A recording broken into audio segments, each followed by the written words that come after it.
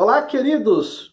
Eu sou o professor Antônio José e vamos hoje para mais uma pré-aula da Escola Bíblica Dominical. Somos aqui da Assembleia de Deus de Santarém do Pará, pastoreada pelo pastor Washington Gomes.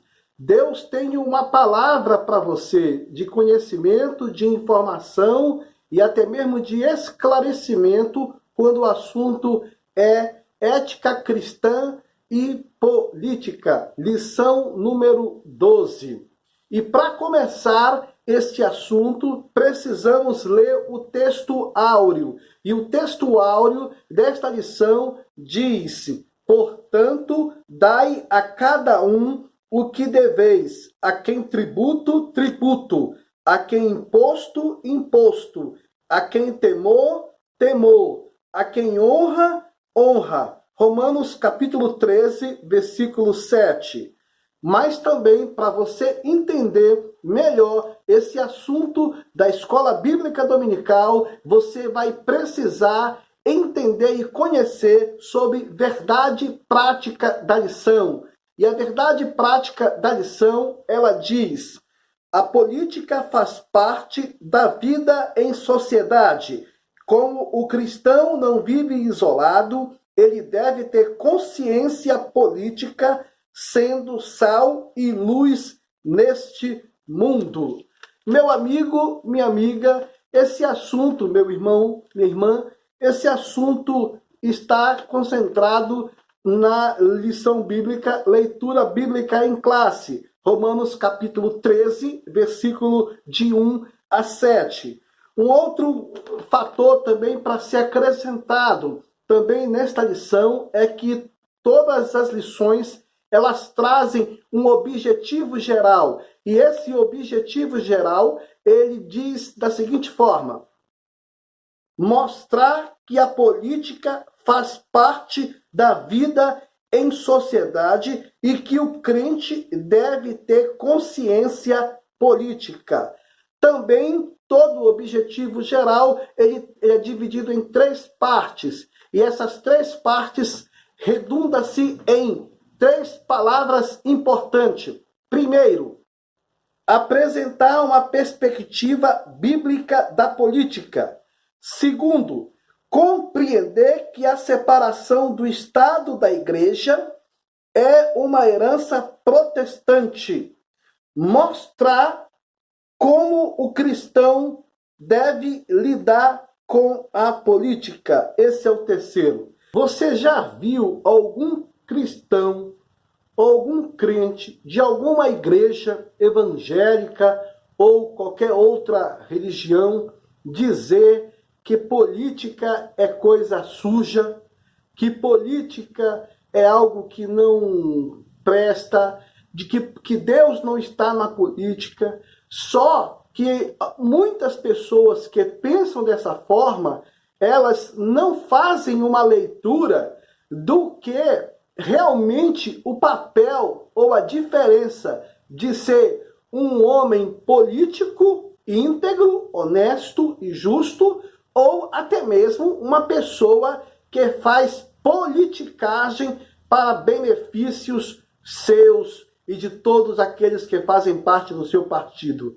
Na verdade, para você ter uma noção, a introdução da lição bíblica diz da seguinte forma: as escrituras registram a liderança política de grandes personagens bíblicos, entre eles José, o governador do Egito, e Esté, a rainha da Pérsia e da Média.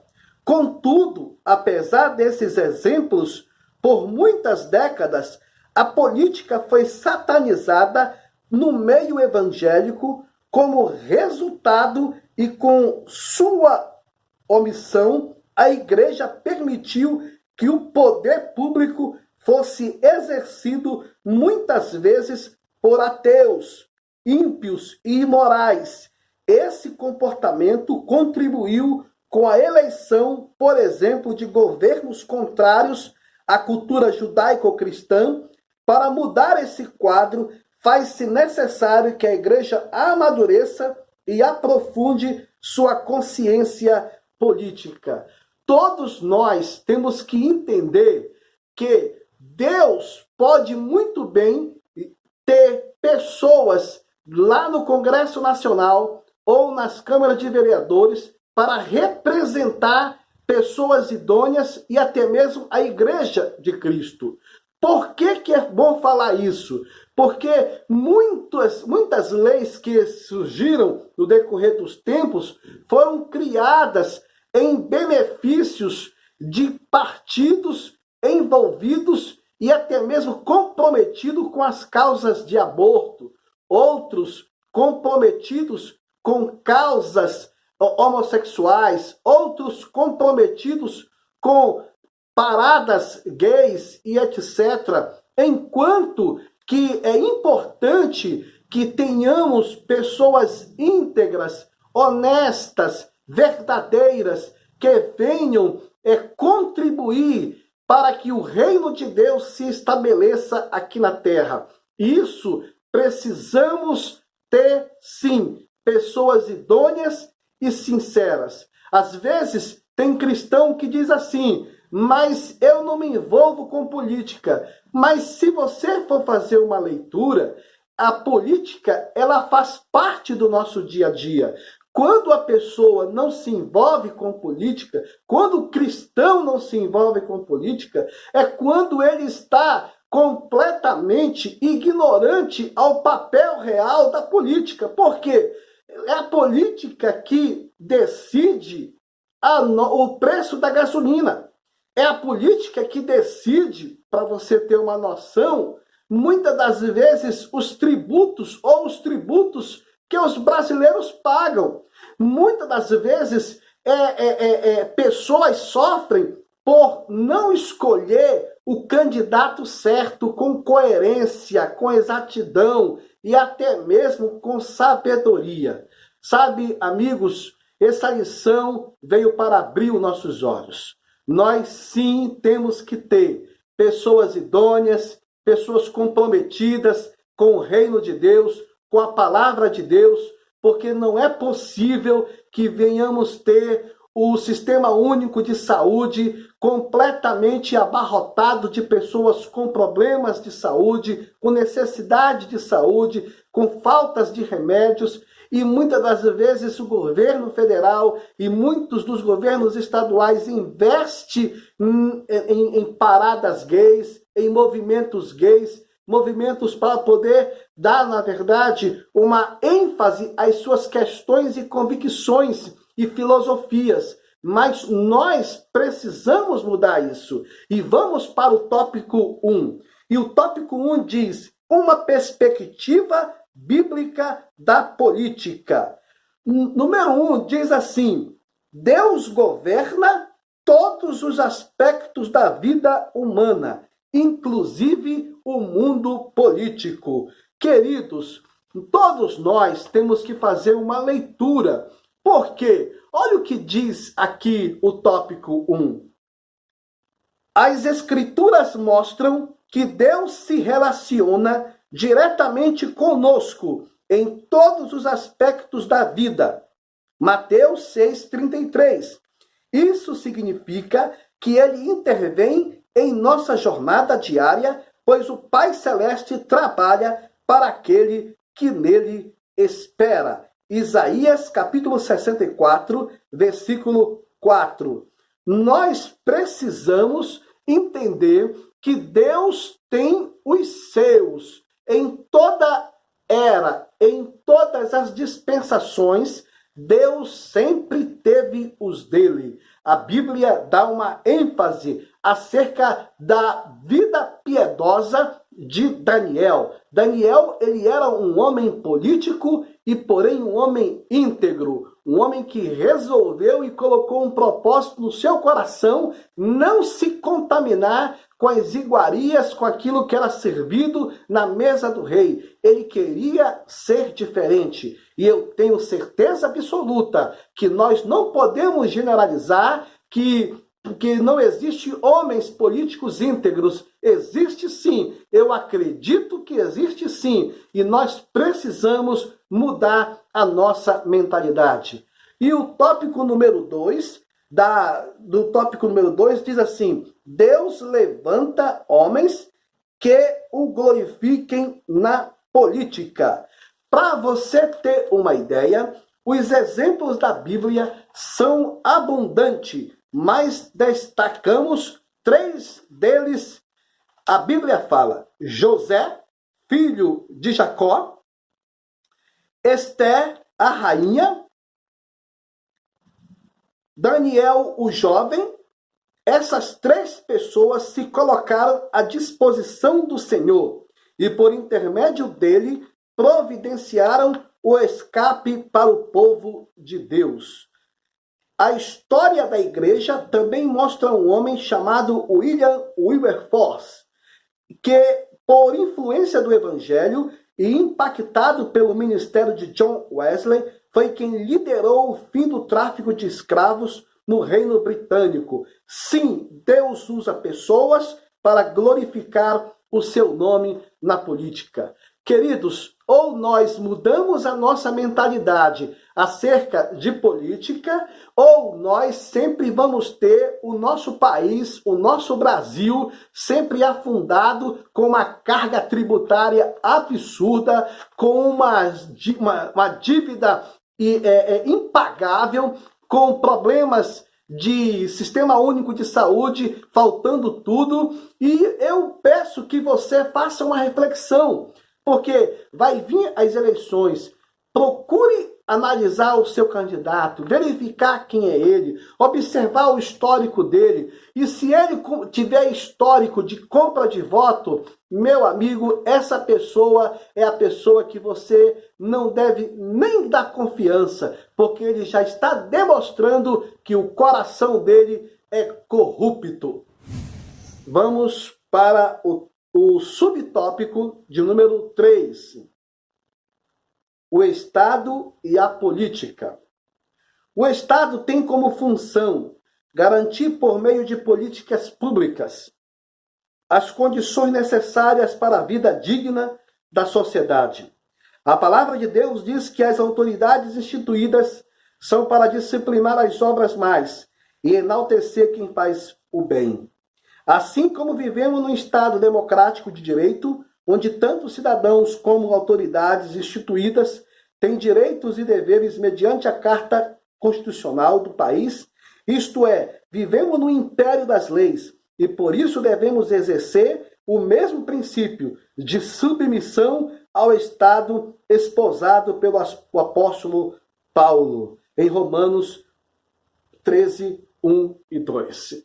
Nós precisamos ter esse esclarecimento ou essa maturidade para entender sobre isso. Você sabe muito bem que quem elege a grande maioria dos políticos é a classe menos favorecida. É ela e é nessa classe menos favorecida é onde está o maior colégio eleitoral e é onde está a maior forma do político corromper essas pessoas. E eu peço em nome do Senhor Jesus que você faça uma reflexão, porque a partir de então você verifique quem é esse candidato. Verifique quem é essa pessoa que quer o seu voto, porque isso faz muita diferença. E vamos para o segundo tópico da nossa lição: a separação do Estado da Igreja, uma herança protestante. Para você ter um entendimento melhor, eu vou precisar acompanhar com você em leitura o que diz aqui no tópico 1. A união entre a Igreja e o Estado, no ano 313, Constantino e Licínio, imperadores romanos do Ocidente e do Oriente, respectivamente, promulgaram o Edito de Milão. O decreto outorgou liberdade e tolerância religiosa aos cristãos no Império Romano. O imperador Teodósio decretou em 380 d.C. o Edito de Tessalônica, estabelecendo o cristianismo como religião oficial do Império. O Edito prometia vingança divina e castigo do Estado aos que não aderissem à lei. A partir de então, a união entre a Igreja e o Estado passou a ser indiscutível. A exemplo da deformação da nação de Israel, o início dessa união trouxe até benefícios, mas em seguida essa mistura foi trágica. Nós temos que agradecer a Deus pela vida do grande reformador Martinho Lutero, que no ano de 1517, no castelo de Wittenberg, na Alemanha, ele corajosamente se levantou com muita convicção e estabeleceu naquela época as 95 teses e convicções, onde houve uma liberdade, uma expressão, alguém fez a diferença.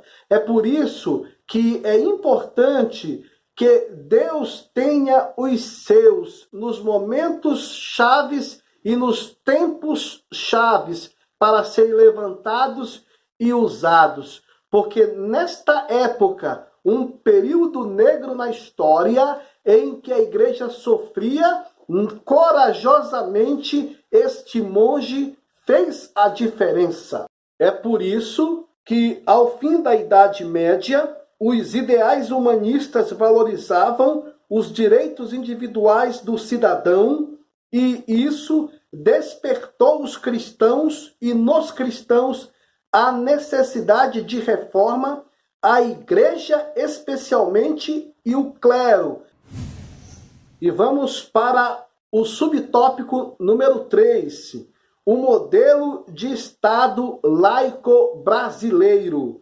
A Constituição do Brasil outorga ao cidadão plena liberdade de crença e garante o livre exercício dos cultos e liturgias, além da proteção aos locais de adoração. Artigo 5º. No artigo 19 está definida a separação entre o Estado e a Igreja, mas ressalva na forma da lei a colaboração de interesse público. Assim, embora o Estado brasileiro seja laico, ele não é ateu. Desde os primórdios, o ser humano tem a necessidade de cultuar a Deus, portanto, o Estado não pode negar a natureza religiosa do indivíduo. O indivíduo quer ser umbandista, o Estado não pode negar. Indivíduo quer ser espírita, o Estado não pode negar. O indivíduo ele quer ser evangélico, pentecostal, do reteté, do fogo puro. Ele não pode negar, quer ser membro crente da Assembleia de Deus, presbiteriana, batista, renovada, ou qualquer outra denominação evangélica ou não evangélica, neopentecostal ou não, o Estado não pode negar. O Estado, ele é laico. E vamos para o terceiro tópico da lição. Como o cristão deve lidar com a política? Queridos, eu preciso ler o que diz aqui. O cristão precisa tomar cuidado com a politicagem e definir com temor a Deus a sua atuação política e o perigo da politicagem.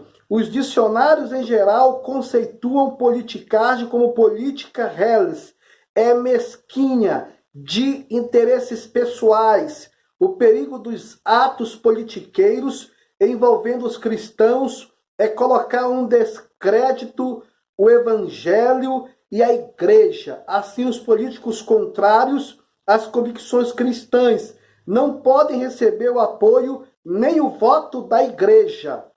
No cristianismo primitivo, a igreja em Corinto foi advertida a observar o seguinte princípio: não vos prendais a um jugo desigual com os infiéis, porque que sociedade tem a justiça com a injustiça?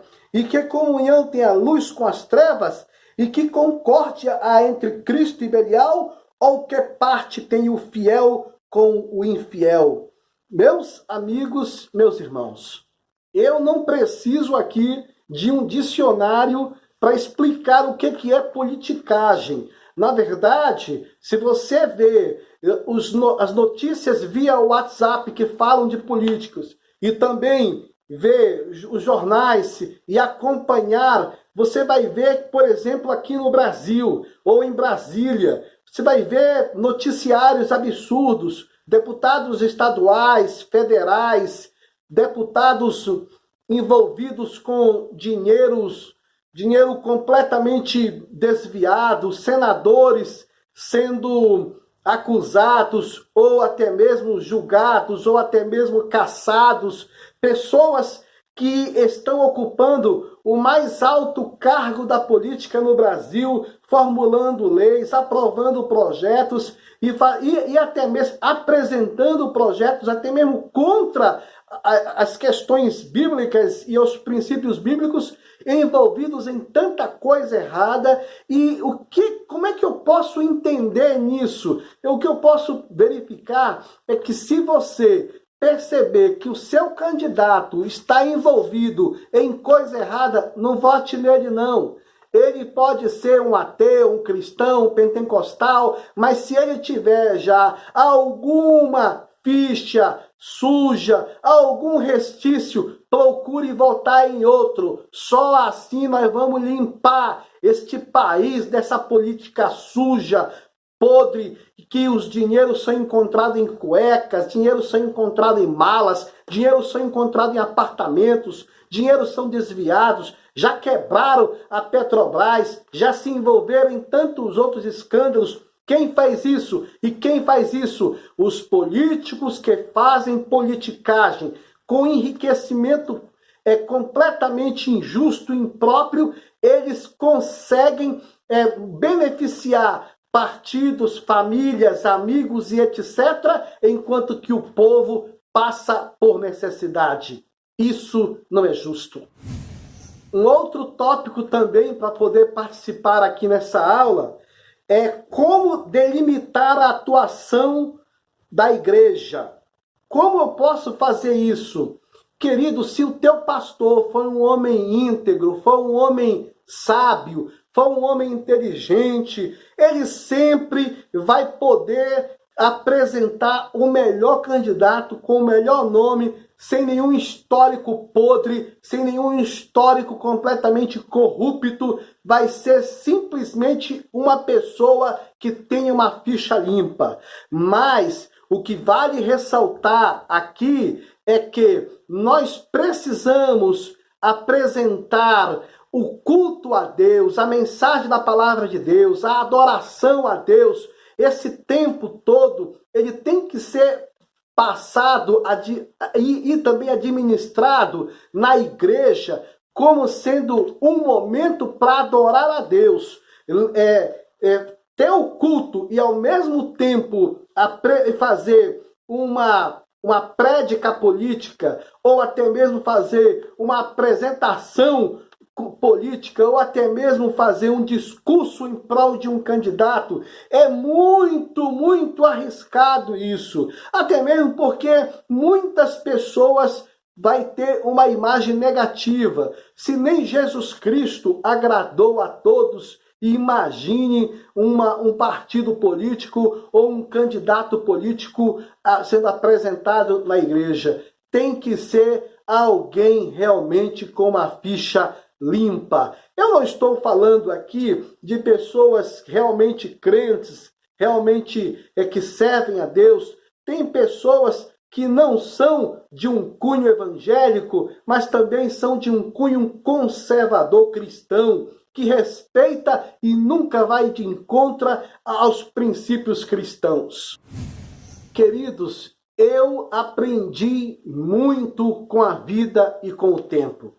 A igreja precisa estar acordada quando esse assunto é política. Sabe por quê? Olha o que diz aqui o terceiro tópico. Diz assim: ajustando o foco da igreja. A igreja tem que ter um foco, tem que ter uma lente voltada para a oração, para a busca da palavra de Deus, para um despertamento espiritual, para uma busca conjunta de toda a igreja. para poder, na verdade, ter discernimento, ter revelação, ter entendimento. Os grandes avivamentos na história surgiram com pessoas célebres que tinham muito tempo de vida de oração, muito tempo de vida com Deus. E eu tenho certeza que Deus nos deu pastores idôneos, pessoas idôneas que são capazes de escolher, de apresentar pessoas aos membros da igreja, pessoas completamente íntegras e com a vida ilibada, com a vida consertada e conscientizada. É muito importante que a igreja tenha essa maturidade, porque é muito feio, arriscado, prejudicial, até para a imagem da igreja pedindo favor a políticos, pastores pedindo favor a político. Isso não é bom, isso não é inteligente. Nós precisamos focar que a igreja ela tem sim uma dinâmica de relacionamento interpessoal. Tem sim, e é para ter um relacionamento amadurecido com autoridades, vereadores, deputados estaduais, prefeitos, governadores, senadores, presidente da República e etc.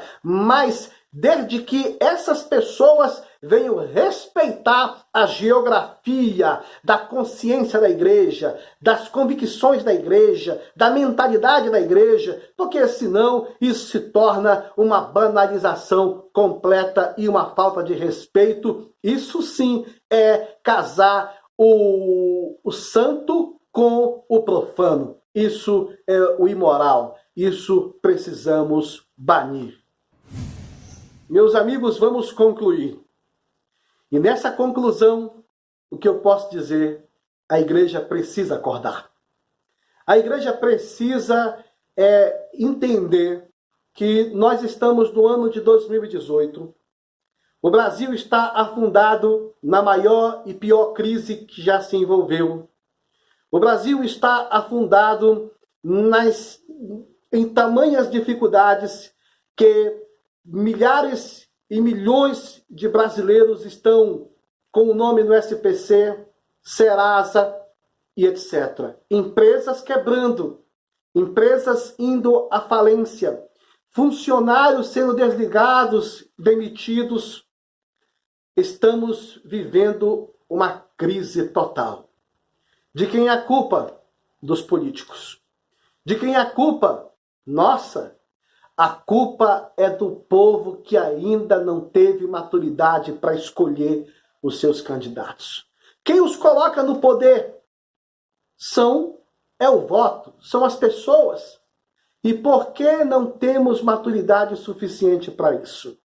Nós precisamos acordar. Vamos focar a lente e o entendimento da igreja para isso.